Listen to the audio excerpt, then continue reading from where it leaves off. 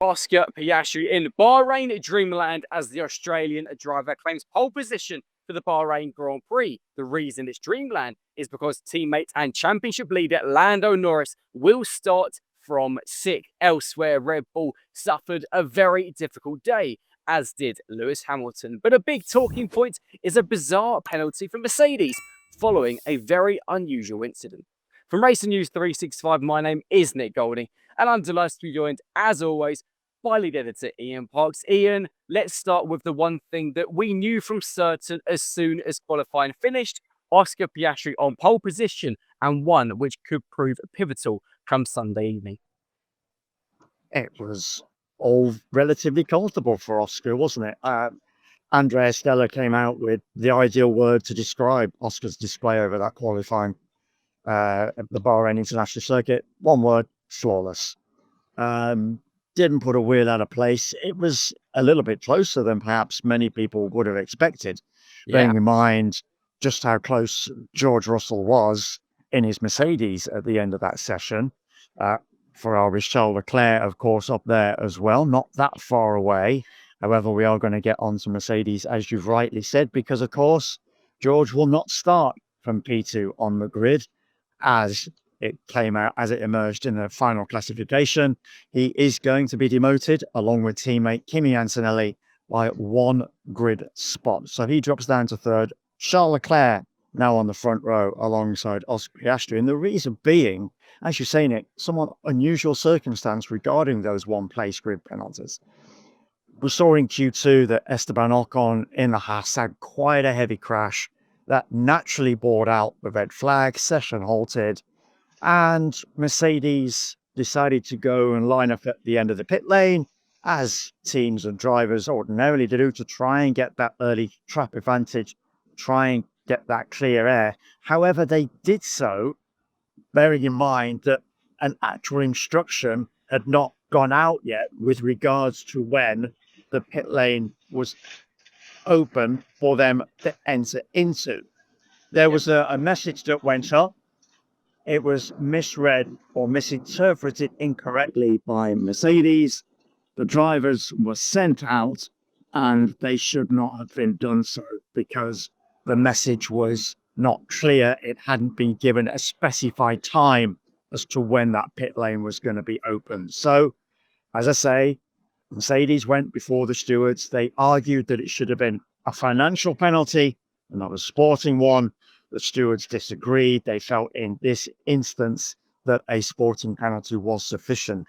But Mercedes tried to argue further by saying, look, guys, come on, at least give us a sporting penalty, but put in your statement that, future penalties might be punished by a grid penalty. Just make that clear. We didn't really do anything wrong in this particular case. Okay, we didn't read the message correctly. It was an error on our part. We accept that. We're hugely apologetic. No, the stewards decided they would, on this occasion, apply a sporting penalty, which means a one-place grid drop. Both George Russell and teammate Kimi Antonelli, who equally had performed superbly in his Mercedes. But Mercedes now got a little bit to do in the Grand Prix because they have shown they've got good pace yet again. They are this team that is really thereabouts, giving McLaren a little bit of a run for its money, because right now Ferrari and Red Bull both struggling. Lewis Hamilton, especially in that Ferrari, he was really glum-faced. We're going to get on to him in a minute, I know.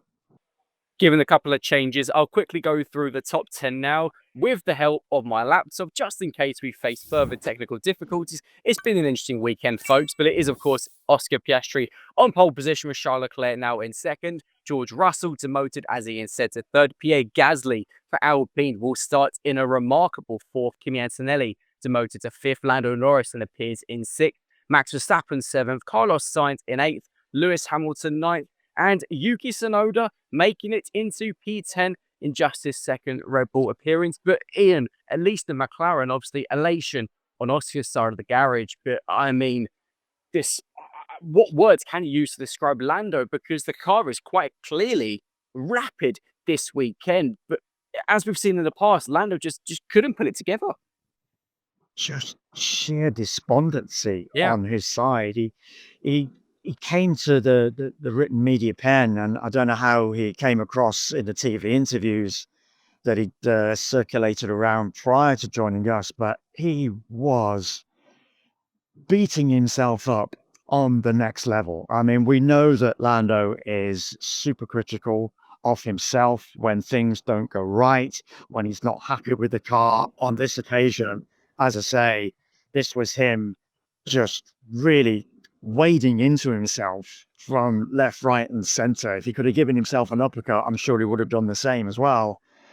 Described himself primarily as being clueless at this track, not blaming the car at all, just piling all the pressure on himself, the criticism on himself that couldn't extract him, the best out of himself, despite knowing he's got a really good car beneath him, as we saw with Oscar Piastri plonking that car on pole position.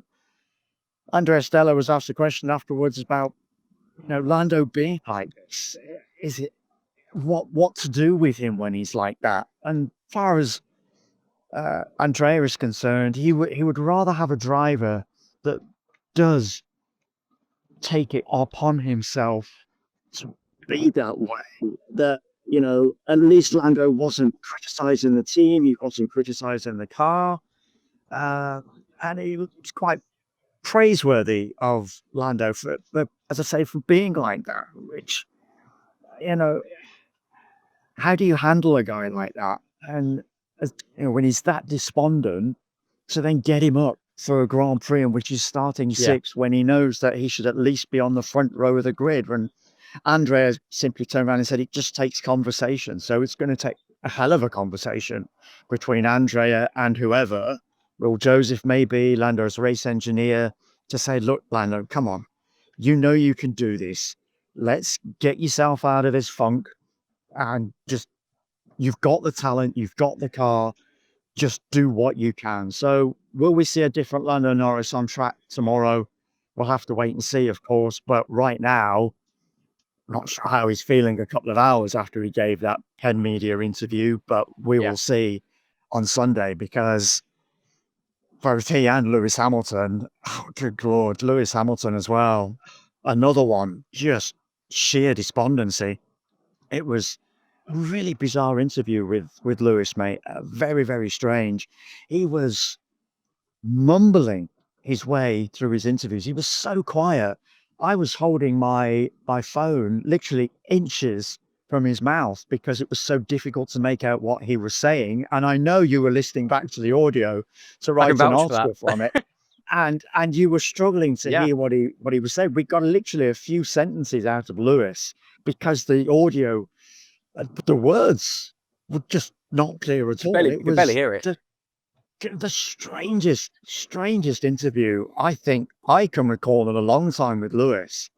Just not knowing what to do. He didn't have answers as to why he also was struggling almost as equally as Lando Norris. So two of the strangest interviews I've conducted with a driver post-session that I've had in quite some time. Bizarre. That's all. That's the best way I can describe it. And I know we're going to get onto Max as well. And he's also, at least Max was a little bit more effusive, but you go ahead, Nick. I'll lead you to introduce it. But of course, before we get on to that very, very quickly, at least at Ferrari, Charles Leclerc, we've obviously an upgraded Ferrari this weekend for both drivers. Showed really good pace and obviously does now start on the front row. Would have been third if not obviously for the Mercedes penalties, but has been promoted to second. So he looked good regardless in qualifying. Lewis was 6/10 slower than his own teammate, which is just bizarre. And obviously, it's not just Lewis and Lando who were despondent. Max, obviously, not quite as despondent, but nevertheless, Red Bull, despite having won in Suzuka just, 6 days ago now, the car again, just visibly issues all over the place. At least they got both cars into Q3, but for Red Bull as well, and for Max, I mean, a chance of a podium, he needs something pretty chaotic to happen, you would imagine, because Red Bull are in a bit of trouble. Red Bull, as you say, and yes, trouble. I think that's a good word to put it, because, thank you. Okay, Max Verstappen missed the first session. As we know, Ayumu Iwasa was one of the reserve drivers, was allowed an opportunity at the wheel of that RB21. So Max stepped aside, quite obviously. It's a circuit he knows well. He's driven multiple practice laps around here, multiple test laps. Not, forget the Grand Prix. We go testing here quite regularly. So he knows this track really well, like the back of his hand, you could say.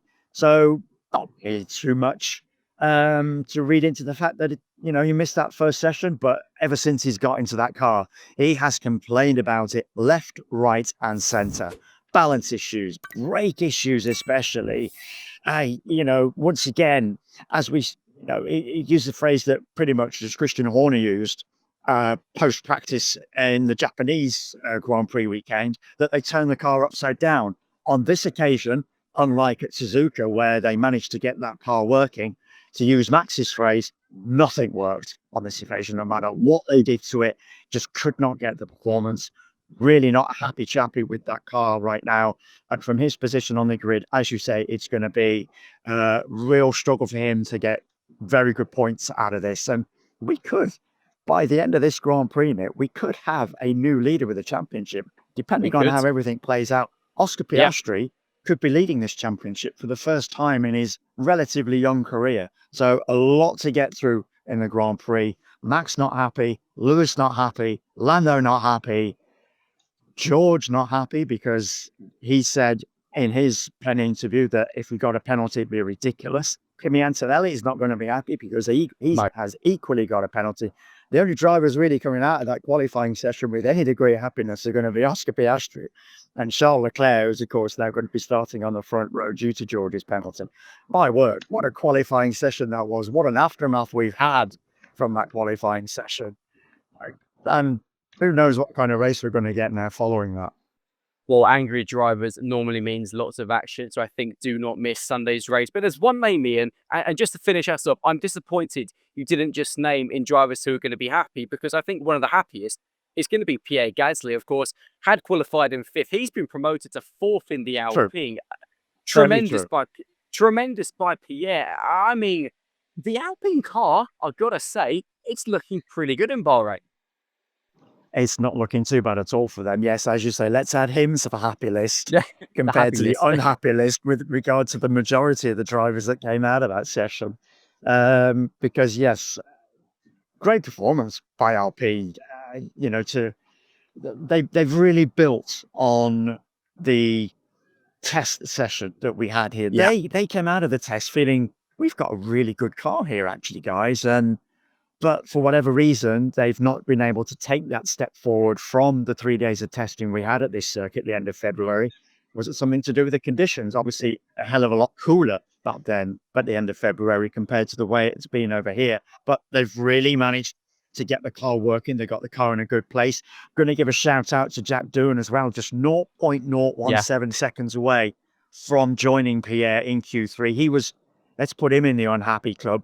Happy in one respect because he'd got some good performance out the car. Unhappy, on the other hand, because he did miss out on that Q3. He felt quite clearly that he should have been joining Pierre in that top 10 shootout. So a little bit of a hit and miss with regard to Jack there, but at least he's feeling far more confident in the car because we all know that he's got a lot to prove. He's had a very turbulent 3 Grand Prix so far in his junior career, this rookie season for him. So at least he's on the brink of seeing some points there. And for Pierre, a lot on the line. He could get a podium position. I don't think that's going to happen. I do think the Mercedes have got the edge over Alpine, but nevertheless, Pierre definitely happy.